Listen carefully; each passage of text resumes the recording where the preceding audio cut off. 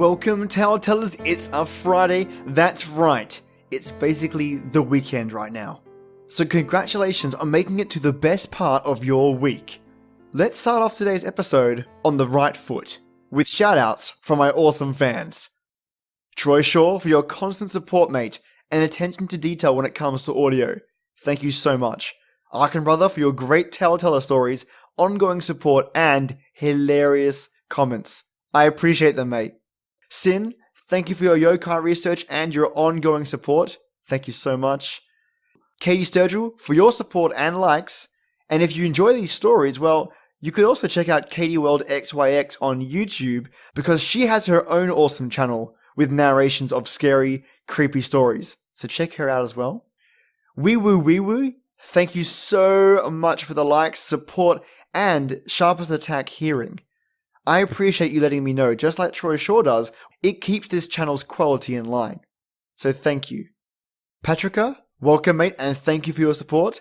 Nelson Break, thank you for your support, mate. The Mad Catter, who is a fantastic voice artist, be sure to check out his channel on SoundCloud as well. Anna Quartermass, thank you, and you have an awesome name.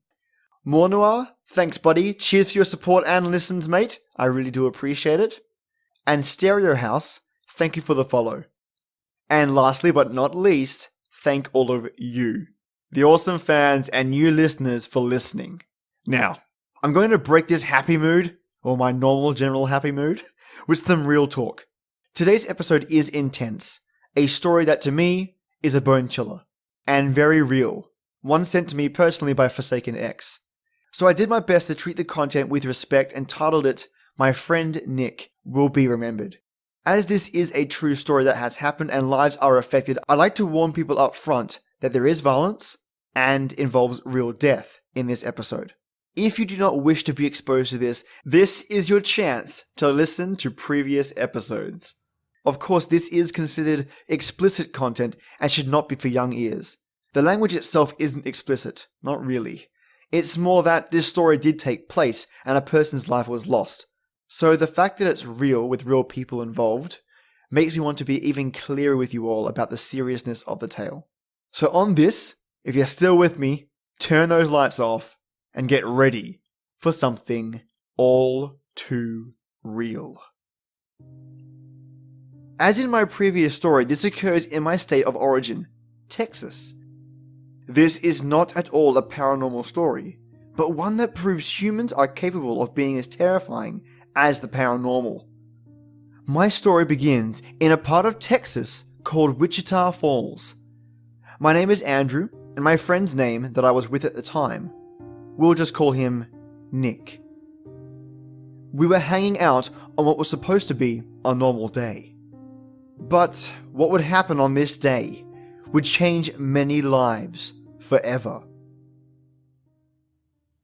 Andrew, what's up? Nick exclaimed. Nicky, what's good in the hood? I answered back. You are the only one who can get away with calling me Nicky. 'Cause if you were anyone else, I would have popped you in your kisser. I chuckled a bit and then said, Yeah, I know. So the day pressed on and we went about our weekend routine. We were driving around in my truck in downtown Wichita Falls and we decided to grab a quick bite at the local taco shop. The place was called The Taco Hut, and they sold excellent tacos. Anyways, Nick asked what we would be doing later, and I mentioned going to the movies. And he said, Hell yeah! The year was 1996, so the movie Scream had hit theaters, and we knew we needed an adult to get into the movie. So, we called Nick's brother Mike, who was 20 at the time, and asked him if he could get us in. Mike was good with it, on one condition. His girl wanted to see the movie as well, so if we pay for his and his girl Mary's ticket, it's a deal. So we said that we're good with the setup, and went about our day. Next stop was the gas station. We pulled into the 7-Eleven and got out, paid for the gas and drinks, and pumped the gas. This moment would begin the spiral into what would become another tragedy in my life. A black car pulled next to us, and then slowly rolled the window down. Mind you, in these days, gang activity was at its peak at the time.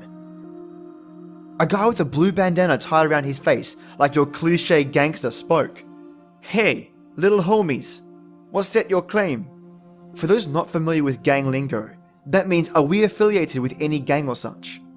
As always, we were used to this kind of crap, so we quickly answered back, "Nope, we don't associate with punks and cowards." The guy proceeded to pull a gun. This kind of crap was common in those times in Texas. We began to laugh and pulled out our own pistols from our waists and told the dude, "Oh yeah, we got heat too." Again, for those who aren't familiar, heat means guns. At that time, we adamantly carried 38 caliber pistols. The driver tried to get in on the action. Nick pointed his gun at him and said, "If you're feeling froggy, homie, jump." The driver backed down and the guy in the passenger seat lowered his gun. Before they drove off, the guy spoke these words. "You think you're tough? No worries, little homies. We'll be seeing you again real soon." Of course, Nick and I had heard this kind of crap before, so being scared didn't even register at the time. So we got to our homes, showered and changed, and I go pick up Nick, Mike and Mary. We are all laughing and cutting it up, and we tell Mike and Mary the story, and, just like us, they laugh it off. Threats like that were commonplace.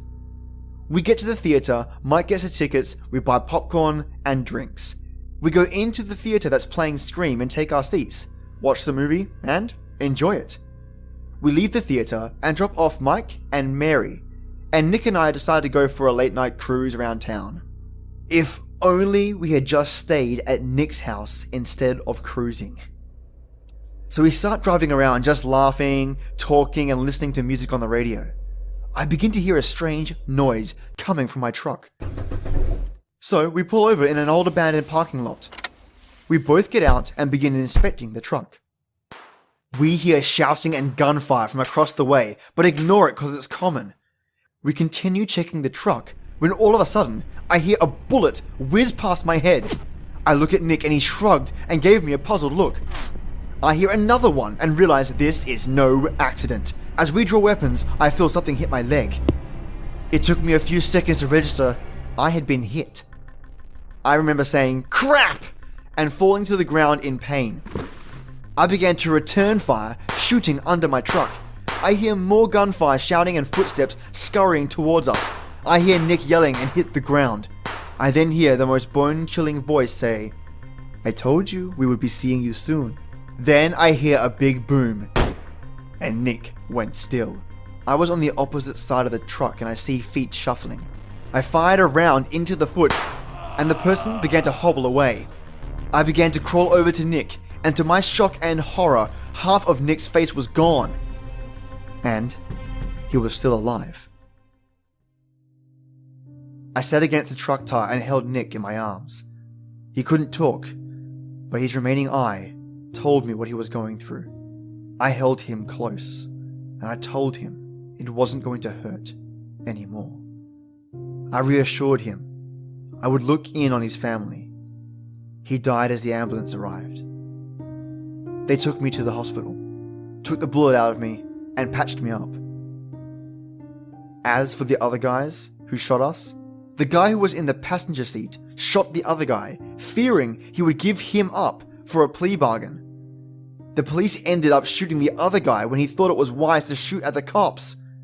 Saying goodbye to Nick was hard. I played Say Goodbye to Yesterday by Boyz II Men at the funeral. Nick's death sparked a very bloody family war. I never got involved because I wasn't about that kind of life. But in the end, there is no real moral here because we as people are still killing each other. But I will say this: why can't we be at peace with one another? Life is too short to be so divided.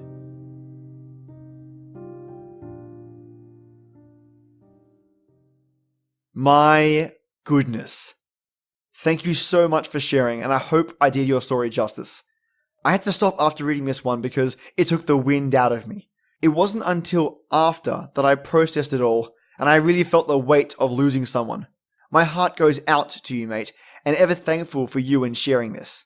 It's one of the only times where I hope you don't have any more of these stories. But if you do, and you are willing to share, please let me know. Thank you again, ForsakenX. Okay, tale tellers, I just wanted to say thank you so much for listening, and if there's one thing you can do to help me out, and to spread these stories around, is share me with the people you love. If you think someone might like to listen to something creepy, freaky, or scary stories in general, and in this case, bone-chilling real stories, send me to them, and I'll distract them for a good while. If you can manage to help me spread the word, it just means more people can hear these stories from all over the world, from so many different authors, for free, just for you. And on that note, tale tellers, you know what time it is. This is the place where stories live, and you tale tellers come to listen. Enjoy your day or night, and join me every weekday for our creepy tradition. And as always, till next time.